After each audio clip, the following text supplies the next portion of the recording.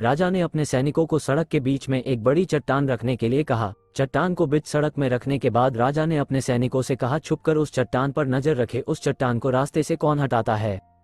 लोग उस सड़क से आते जाते रहे पर किसी ने भी चट्टान को रास्ते से हटाने की कोशिश नहीं की। उस चट्टान के पास से गुजरने वालों में राजा के कुछ करीबी लोग भी थे, कुछ शहर के बड़े व्यापारी भी शामिल थे। उनमें से कुछ लोग राजा को ही कोसने लगे कि कैसा राजा इस चट्टान को भी रास्ते से नहीं हटवा सकता, मगर किसी ने भी उस चट्टान को रास्ते से हटाने का प्रयास नहीं किया। ऐसा काफी दिनों तक चलता रहा। एक दिन एक किसान अपनी सब्जियों के साथ उधर से गुजर रहा था। उसने रास्ते में चट्टान को पड़े देखा और सोचा कि सबको इस चट्टान की वजह से कितनी तकलीफ होती होगी है। उसने लाठी से उस चट्टान को एक तरफ धकेलने की कोशिश में लग गया। काफी कोशिश के बाद किसान उसे सड़क से हटाने में कामयाब हो गया। अब चट्टान हटाने के बाद किसान अपनी सब्जियां उठाकर जाने ही वाला था कि अचानक उसकी नजर एक पोटली पर गई जो ठीक उसी जगह पड़ी थी जहां से उसने चट्टान हटाई थी। तो किसान ने पोटली को खोलकर देखा तो उसमें सोने के कई सिक्के और एक पत्र था। राजा का लिखा हुआ पत्र में लिखा था, ये सोने के सिक्के उसके लिए है जो रास्ते से ये चट्टान को हटाएगा।